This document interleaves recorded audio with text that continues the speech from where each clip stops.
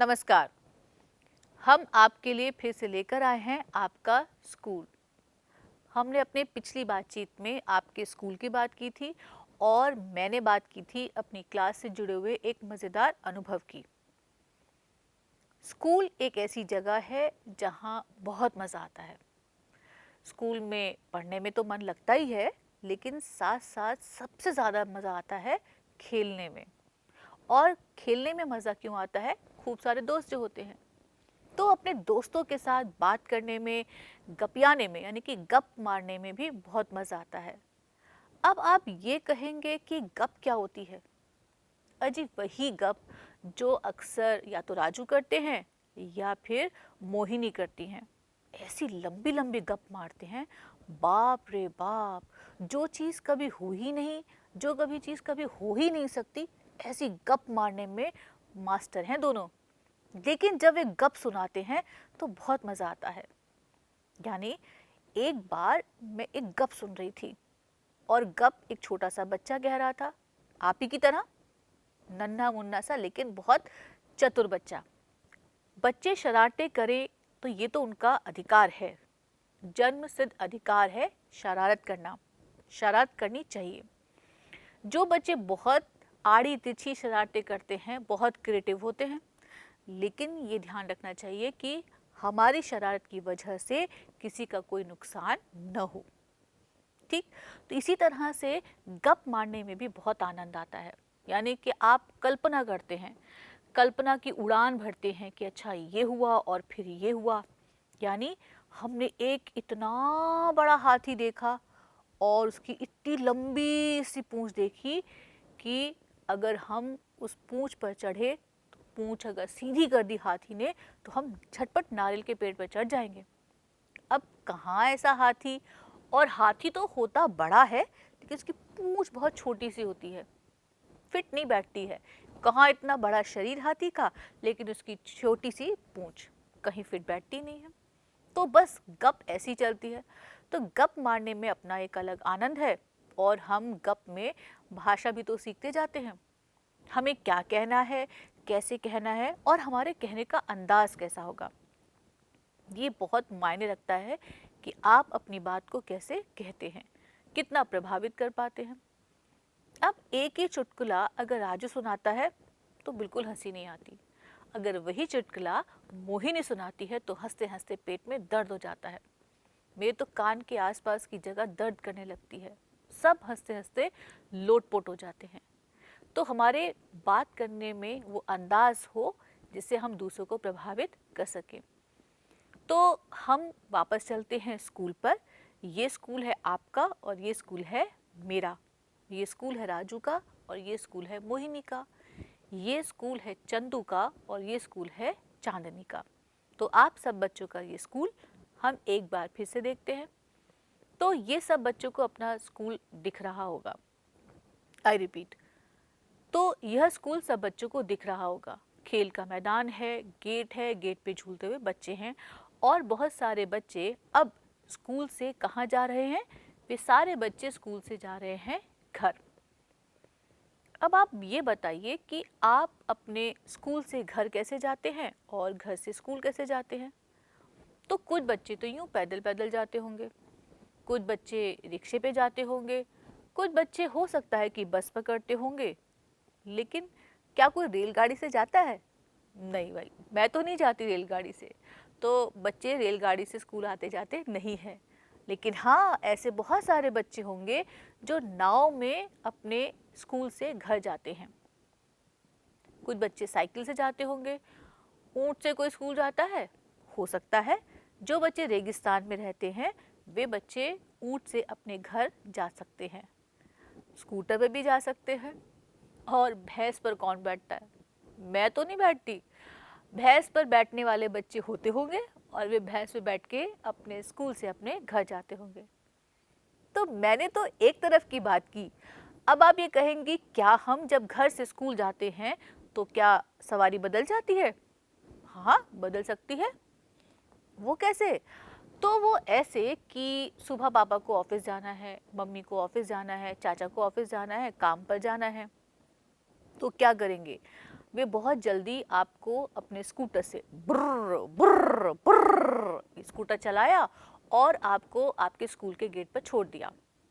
लेकिन आपका स्कूल तो खत्म हो गया 12 बजे या फिर 1 बजे या फिर 2 बजे। टन टन टन टन टन टन की आवाज़ आती है और सब बच्चे भागने लगते हैं अपने घर की तरफ। लेकिन उस समय न तो मम्मी है, न पापा है, न चाचा है, न चाची हैं, न ताऊ जी हैं, न बुआ है, न फूफा हैं, कोई भी नहीं है, क्योंकि सब अपने अपने काम पर हैं। तो अब हम आए किसके साथ थे? पापा के साथ। अब जाएंगे कैसे? या तो पैदल जाएंगे या फिर रिक्शे में जाएंगे या फिर अपने दोस्त के पिताजी के साथ जाएंगे। किस पर? स्कूटर पे। बुर्र बुर्र बुर्र। ये जब आवाज़ आती है स्कूटर की तो क्या गजब का मज़ा आता है। और फिर आवाज़ फट फट फट, जब यानी कि स्कूटर रुकने लगता है, उसका पेट्रोल खत्म होने लगता है, तो ये आवाज़ आती है। तो फिर पता चलता है कि अब अंकल जी हमसे स्कूटर पे धक्का लगवाएंगे। तो हम पहले ही बोल देते हैं फिर तेल भर के आना, और तब हम स्कूटर पे सवारी लेने का मज़ा करेंगे। तो अब आप ये बताइए कि आप कैसे स्कूल आते जाते हैं, यानी कि घर से स्कूल और स्कूल से घर। घर से स्कूल और स्कूल से घर जाने में हमारी सवारी बदल सकती है या फिर एक सवारी हो सकती है। हम किसी भी एक वाहन का इस्तेमाल करके स्कूल आने जाने का काम कर सकते हैं। अच्छा, अब हमने बहुत सारी चीज़ों की बात की, बहुत सारे वाहनों की बात की। तो हमने क्या क्या बात की? हमने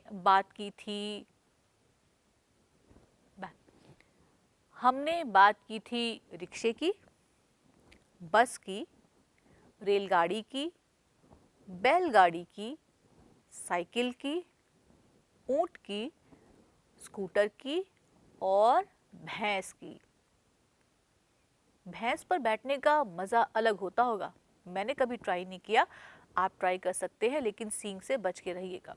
तो अब हम ये जानने में ज़्यादा उत्सुक हैं कि आपने किसकी सवारी की है और किसकी सवारी नहीं की। तो आप हमें बताते चलिए और हम लिखते चलते हैं कि सवारी की है या फिर सवारी नहीं की। तैयार है? बताना ठीक ठीक। चलिए, तो हम शुरू करते हैं अपना ये खेल। तो हम पहला क्या ले शब्द? हमारी पहली सवारी है रिक्शा। रिक्शे में सवारी की होगी सबने, ठीक है, तो मैं लिख देती हूँ की है। गुड। बस की सवारी की है? हाँ, हमने तो बस की सवारी भी की है। बैलगाड़ी की सवारी की है? नहीं, हमने बैलगाड़ी की सवारी कभी नहीं की। कभी करके देखिएगा, बहुत मज़ा आता है। साइकिल पर बैठे हैं? हाँ, कई बार। तो फिर हम लिख देते हैं। ऊँट पे बैठे हैं? तो अब क्या करें साहब? कुछ बच्चे कहेंगे हाँ और कुछ बच्चे कहेंगे ना। तो जो बच्चे राजस्थान में रहते हैं, रेगिस्तान में रहते हैं, तो हो सकता है कि वे ऊँट की सवारी करते हों। तो फिर उन बच्चों की तरफ से मैं उनका जवाब लिख देती हूँ और हमने कहा कि हमने ऊँट की सवारी की है। अगर आप राजस्थान में नहीं भी रहते हैं तो भी तो आप कई बार ऊँट की सवारी कर लेते होंगे। किसी पार्क में गए, वहाँ ऊँट की सवारी कर ली, जैसे हम घोड़े की सवारी करते हैं। तो फिर आपने हो सकता है ऊँट की सवारी की हो। स्कूटर पे बैठे हैं? हाँ, हम तो स्कूटर पे बहुत बार बैठे हैं। अब आया है असली शब्द, और ये शब्द क्या है? भैंस। तो जो बच्चे गांव में रहते हैं वो कहते होंगे हाँ, हमने भैंस पे सवारी तो की है।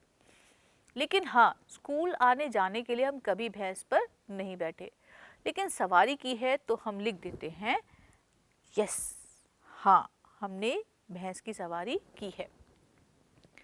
तो हमने सवारी किस चीज़ की नहीं की है? कुछ बच्चों ने बताया कि हमने रेलगाड़ी पे कभी सवारी नहीं की है। आपको पता है, जम्मू में एक बच्चा रहता है और उस बच्चे का नाम है अरुण। अरुण तीसरी चौथी क्लास में पढ़ते हैं। और एक बार जब उनसे बात हो रही थी कि अच्छा अपना अनुभव लिखिए, अपना अनुभव लिखिए कि आपको क्या अच्छा लगता है, आप क्या करना चाहते हैं, तो पता है अरुण ने क्या बताया? अरुण ने बताया कि मुझे एरोप्लेन में बैठना अच्छा लगता है, मैं एरोप्लेन में बैठना चाहता हूँ, मैंने कभी एरोप्लेन नहीं देखा। और साथ साथ उन्होंने ये बताया कि मैंने कभी ट्रेन नहीं देखी, ट्रेन का मतलब रेलगाड़ी। अरुण ने कभी ट्रेन नहीं देखी, मैं ट्रेन में बैठना चाहता हूँ और मैं ट्रेन में बैठ के कटरा जाऊँगा, और एरोप्लेन में बैठ के वे दिल्ली जाना चाहते हैं। तो अरुण जैसे बहुत सारे बच्चे ऐसे होंगे जिन्होंने कभी रेलगाड़ी नहीं देखी है। तो हमने उन बच्चों की तरफ से लिख दिया कि हमने कभी रेलगाड़ी की सवारी नहीं की है। अच्छा बच्चों, अब एक और मज़ेदार बात है इसमें कि हमने तरह तरह की सवारी तो देख ली। अब इस सवारी में, इन वाहनों में क्या खास बात है? कुछ कॉमन है? कुछ बात ऐसी है जो आपको हर वाहन, हर सवारी में नज़र आ रही है? एक बात तो ये है कि जब हमें किसी को सावधान करना होता है कि हमारे आगे से हट जाइए, हमारी सवारी आ रही है, तो फिर हम कोई ना कोई संकेत इस्तेमाल करते हैं। कभी कभी हम रिपीट कभी कभी हम बोलते हैं बाजू हट जाओ, बाजू हट जाओ, बाजू हट जाओ, हम ज़ोर ज़ोर से आवाज़ लगाते हैं। लेकिन कभी कभी हम हॉर्न बजाते हैं या फिर साइकिल की ट्रिन ट्रिन बजाते हैं। तो ये जो हॉर्न है, ये जो ट्रिन ट्रिन है, ये दरअसल ये बताने के लिए है कि हमारी सवारी आ रही है, आप सामने से हट जाइए। तो रिक्शे में ट्रिन ट्रिन होती है? हाँ होती है। तो बस में क्या होता है, ट्रिन ट्रिन या भोंपू की आवाज़? बस में तो भोंपू की आवाज़ आती है। और जो ट्रक चलते हुए आपने देखे होंगे, जब ट्रक हाईवे पे चलते हैं, यानी कि बहुत लंबा रास्ता होता है एक राज्य से दूसरे राज्य में जाने में, तो उनका बड़ा म्यूज़िकल होता है हॉर्न, और ये मुझे बड़ा अच्छा लगता है। म्यूज़िकल हॉर्न सुनिएगा, बहुत मज़ा आता है उसे सुनने में। और ट्रक में यही हॉर्न काम आता है, पै पों पै पों पै पों, ऐसी सी कुछ आवाज़ आती है। और फिर आता है अगला नंबर रेलगाड़ी का। रेलगाड़ी सीटी तो बजाते हुए जाती है, और मान लीजिए कि कोई स्टेशन आने वाला है तो उसकी सीटी की आवाज़ शुरू हो जाती है। अगली सवारी है बैलगाड़ी। बैलगाड़ी में आई रिपीट बैलगाड़ी में न तो कोई हॉर्न है, न पीपी है, न चींची है, न ट्रिन ट्रिन है। बैलगाड़ी में कौन कहेगा? बैलगाड़ी वाला कहेगा कि बाजू हट जाइए, और फिर वो कहेगा और बाकी लोग हट जाएंगे। अब बारी आती है साइकिल की। साइकिल में क्या है? साइकिल में तो ट्रिन ट्रिन की आवाज़ आती है, और फिर हम उसे सुनकर समझ जाते हैं कि साइकिल आ रही है, हमें उसे रास्ता दे देना है। अब सवाल आता है ऊँट का। अब बताइए जनाब, ऊँट में क्या करेंगे? ऊँट तो रंभाएगा नहीं, ऊँट ना बोलेगा कि बाजू हट जाओ, तो ऊँट वाला बोलेगा, यानी कि जो उस ऊँट को चला रहा है। तो ऊँट वाला कहेगा बाजू हट जाओ, बाजू हट जाओ, ऊँट आ रहा है। ठीक, उसके बाद हमारी अगली सवारी है स्कूटर। स्कूटर में भी हॉर्न होता है, और फिर उसके बाद है भैंस। भैंस तो रंभाएगी और हमें पता चल जाएगा कि भैंस आ रही है और हमें हट जाना है। तो ये कुछ सवारियां हैं, उसमें ये एक कॉमन चीज़ है। कुछ और भी खास बातें हैं इन सवारियों की। जैसे जब हम रिक्शा की बात करते हैं तो उसमें होते हैं पहिए, गोल पहिए। कितने पहिए? 3 पहिए। ठीक, अब 3 पहिए की सवारी और कौन सी है? 3 पहियों की सवारी है स्कूटर। स्कूटर में भी 3 पहिए होते हैं।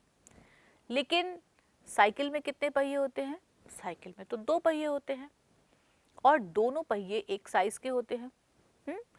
तो हमें ये पता चला कि रिक्शे में और साइकिल में और स्कूटर में पहिए होते हैं। तो आप कहेंगे कि हमने बस क्यों छोड़ दी? बस में भी तो पहिए होते हैं। तो हमने छोड़ा कहाँ? हम तो बस पे आ ही रहे थे और आपने याद दिला दिया। तो हम पहिए कहाँ से ले सकते हैं? आई रिपीट, तो हमारे पहिए वाली सवारी कौन कौन सी हुई? रिक्शा, बस, साइकिल और स्कूटर। तो इसमें तो होते हैं पहिए। तो फिर आप ये कहेंगे कि रेलगाड़ी में क्या होता है? रेलगाड़ी में भी तो पहिए होते हैं। हाँ, ये अलग बात है कि रेलगाड़ी के पहिए और बस के पहिए और साइकिल के पहियों में फ़र्क होगा, लेकिन रेलगाड़ी में भी पहिए होते हैं। तो पहियों की सवारी कितनी हो गई? एक रिक्शा, एक बस, एक रेलगाड़ी, और एक साइकिल और एक स्कूटर। तो अब हम बात करते हैं भैंस की और ऊँट की। तो भैंस और ऊँट की सवारी में और बैलगाड़ी में पहिया होता है? हाँ हाँ, बैलगाड़ी में बैलों के तो पैर हैं, लेकिन जो गाड़ी लगी होती है पीछे उसमें पहिए होते हैं। तो बैलगाड़ी एक ऐसी सवारी है जिसमें हमें पैर भी मिलेंगे और पहिए भी मिलेंगे, लेकिन किसी और सवारी में वो बात नहीं है। हाँ, अगर ऊंट गाड़ी होती तो ऊंट गाड़ी में पैर भी होते और पहिए भी होते, लेकिन हम बात कर रहे हैं केवल ऊंट की। तो हमें ये पता चला कि रिक्शे में, बस में, रेलगाड़ी में, बैलगाड़ी की तो गाड़ी है उसमें, साइकिल में, स्कूटर में पहिए होते हैं। तो किसी में कम होते हैं, किसी में ज़्यादा होते हैं, लेकिन कम से कम कितने पहिए चाहिए? 2। साइकिल में 2 पहिए होते हैं और रेलगाड़ी में तो बहुत सारे पहिए होते हैं। जितने डिब्बे उससे ज़्यादा हमारे पास उसके पहिए होते हैं। और ऊंट और भैंस में पहिए तो होते नहीं हैं, उनके तो पैर होते हैं और वे पैर से ही चलते हैं। अब एक और सवारी है, मज़ेदार है, और वह है नाव। तो जो बच्चे ऐसी जगह रहते हैं जहाँ उनके घर और उनके स्कूल के बीच में एक छोटी सी नदी पड़ती है या एक छोटा सा तालाब पड़ता है और उन्हें अपने घर से स्कूल जाने के लिए या तो नदी को पार करना पड़ता है या फिर वे नाव में बैठकर जाते हैं।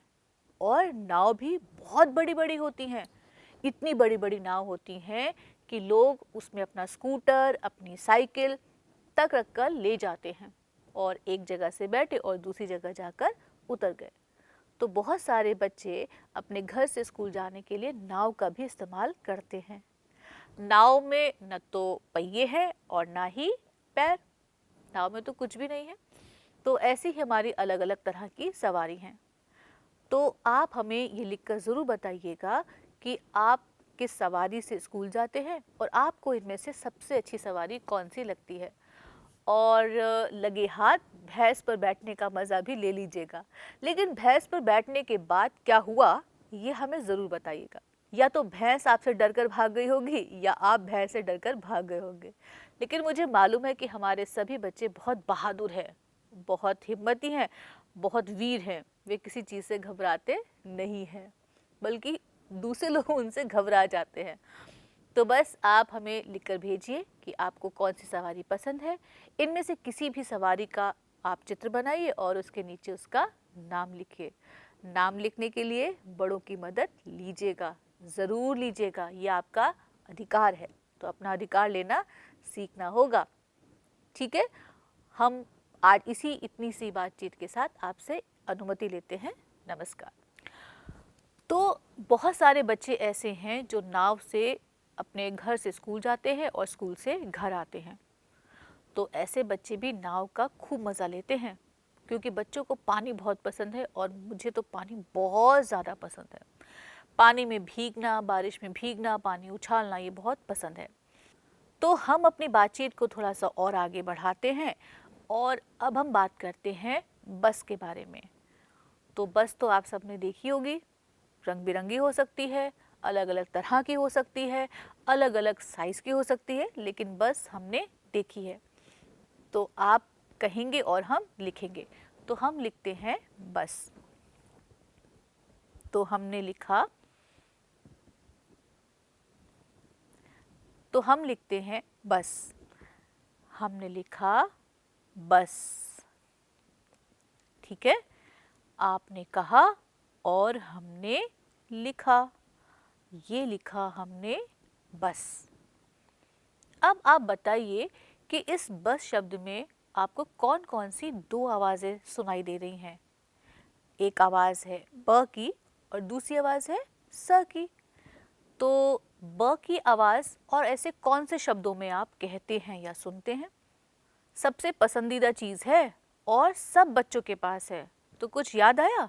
ये है बस्ता। तो हम लिखते हैं बस्ता। और लीजिए साहब, हमने लिखा आपके लिए बस्ता। बस्ते में न जाने क्या क्या चीज़ें भर लेते हैं बच्चे। मोर का पंख, टूटे फूटे डिब्बियाँ, शंख, कंचे, न जाने क्या क्या भर लेते हैं। लेकिन इसके साथ होती हैं किताबें। किताबों का वज़न तो बहुत कम होता है, लेकिन कंकड़, पत्थर, मोर का पंख, डिब्बियाँ, न जाने टूटी हुई चूड़ी और न जाने दुनिया भर का सामान वे अपने बस्ते में रख लेते हैं। तो हमने लिखा बस्ता।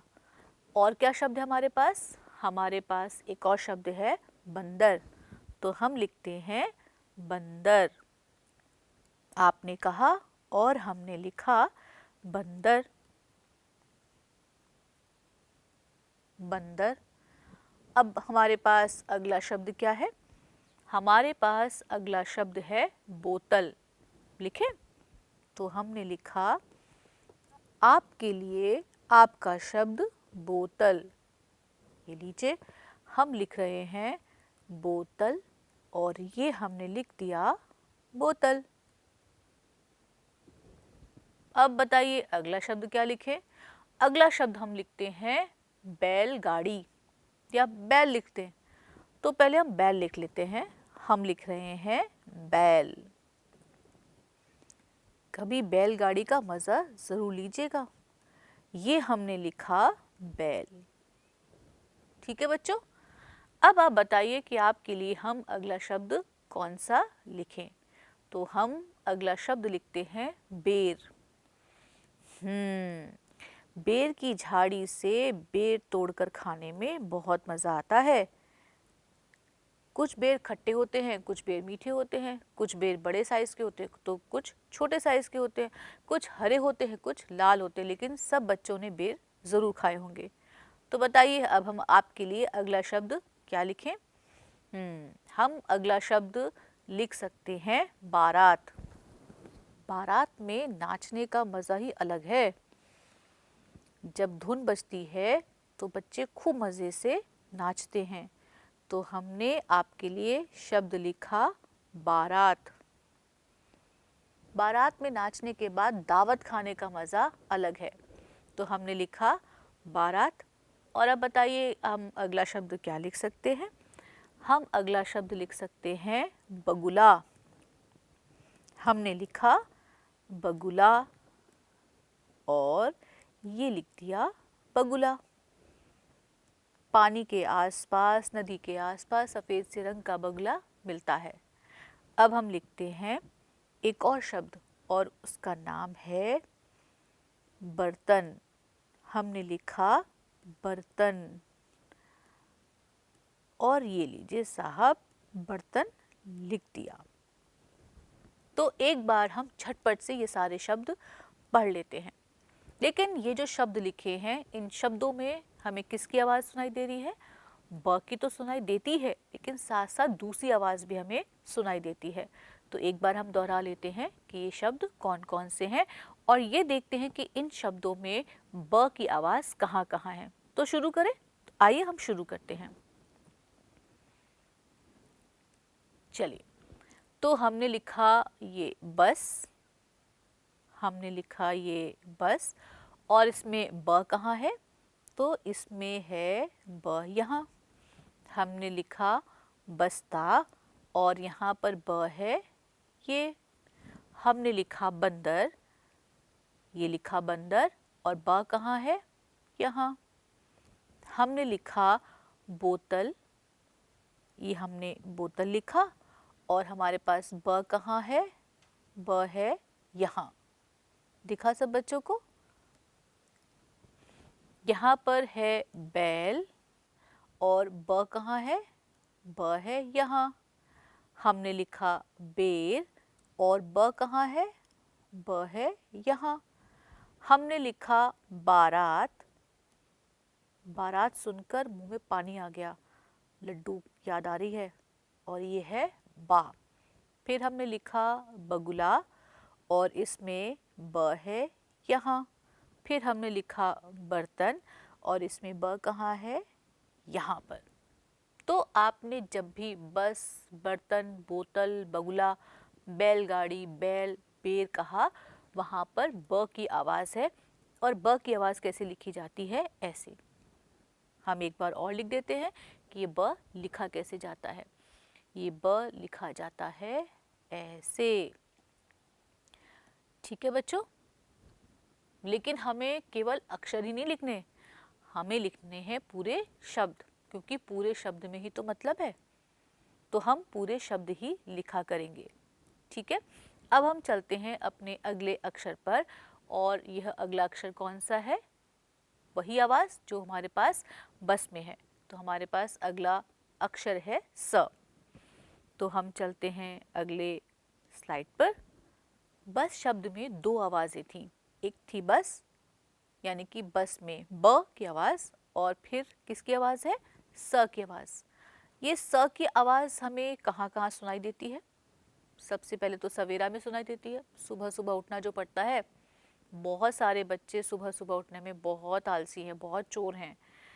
ठीक है, तो बस में जो दूसरी आवाज़ है वह है स। हम कैसे लिखते हैं? तो हम पहले लिखते हैं स से बनने वाले शब्द, यानी कि ऐसे शब्द जिसमें आपको स की आवाज़ सुनाई देती है। तो हम सबसे पहला कौन सा शब्द लिखें? सवेरा। तो हम लिखते हैं सवेरा, और ये हमने लिखा आपके लिए शब्द सवेरा। आप कहें और हम ना माने, ऐसे तो हालात नहीं। ये हमने लिखा सवेरा। अब हम अगला शब्द क्या लिखेंगे? अगला शब्द लिखेंगे, सुबह सुबह उठकर समोसा तो नहीं खाना चाहिए, है ना, लेकिन हम शब्द लिख देते हैं समोसा। बहुत सारे बच्चों के मुंह में पानी आ गया होगा। समोसा। कुछ बच्चों को समोसा कम पसंद होता है, उसके आलू बहुत पसंद होते हैं। कुछ बच्चों को समोसे के साथ मिलने वाली चटनी बहुत पसंद होती है। अगला शब्द क्या लिखेंगे? अगला शब्द लिखेंगे सांप। मुझे सांप से बिल्कुल भी डर नहीं लगता। ये हमने लिखा सांप। ठीक है बच्चों, ये आपके लिए शब्द लिखा सांप। अब बताइए आपके लिए हम अगला शब्द कौन सा लिखें? हम लिखते हैं सुबह। सुबह का तो हम एक शब्द लिख चुके हैं, वह शब्द है सवेरा। तो हम अगला शब्द लिखते हैं सात। नंदू जो है वह 7 साल का हो चुका है। ये हमने लिखा सात। ठीक है बच्चों, अब हम लिखते हैं सड़क, यानी कि बस जहाँ चलती है, वह शब्द लिखा हमने सड़क। ये लिखा सड़क। अब हम क्या लिखें? जिससे आप रोज स्नान करते हैं, साबुन। अब हम लिखते हैं साबुन। बहुत सारे बच्चे साबुन के झाग बना के खेलते रहते हैं। नहाना कम और झाग से खेलना ज़्यादा हो जाता है। ये हमने लिखा साबुन। अब क्या लिखें? अब हम एक और शब्द लिख देते हैं, और ये शब्द है सपेरा। हमने लिखा सपेरा। और क्या लिखें? सपेरे के साथ हम लिखते हैं कसरत। बहुत सारे बच्चे कसरत करते हैं, और कसरत ज़रूर करनी चाहिए, उससे शरीर ठीक रहता है। ये हमने लिखा कसरत। तो अब हम एक और शब्द लिखते हैं, और यह शब्द है सुतली। तो हमने लिखा सुतली। ठीक है बच्चों, ये हमने लिखा सुतली और लिख दिया। अब हम एक बार इन सभी शब्दों को पढ़ लेते हैं। शुरू करें? तो हम इन शब्दों को पढ़ना शुरू करते हैं।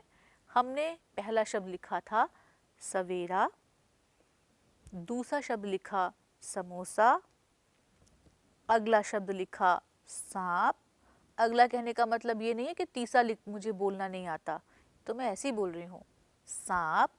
उसके बाद है शब्द सात, फिर है सड़क, फिर साबुन, फिर सपेरा, फिर कसरत, और फिर है सुतली। तो जब हम ये शब्द पढ़ रहे हैं, इसमें आप स की आवाज़ को पहचान पा रहे हैं, लेकिन ये आवाज़ लिखी कैसे जाती है उसे भी ध्यान से देख लेते हैं। सवेरा में स की आवाज़ ये है। समोसा में स की आवाज़ 2 बार आई है, पहले और अंत में। फिर उसके बाद है सांप, उसमें स की आवाज़ ये रही। फिर है सात, उसमें स की आवाज़ ये रही। फिर सड़क, ये स की आवाज़। फिर है साबुन, ये सा की आवाज़, सपेरा में ये रहा सा, कसरत में ये रहा बीच में, और सुतली में ये रहा। तो आप सबने पहचाना कि स में जितने भी हमने शब्द बनाए हैं उन सब में स की आवाज़ कैसे है, स की आवाज़ ऐसे है। आपको शब्द लिखने हैं और शब्द लिखने में आप अपने बड़ों की मदद ज़रूर लीजिएगा। तो हमारी आज की बातचीत में इतना ही। आप खूब खुश रहिए और खूब मस्ती कीजिए, मौज कीजिए, शरारतें कीजिए, लेकिन पढ़ाई लिखाई भी जारी रखना। हम आपके साथ दोबारा बहुत जल्दी मिलेंगे एक नए काम के साथ और नई गतिविधि के साथ। तब तक के लिए मैं आपसे अनुमति लेती हूँ। नमस्कार।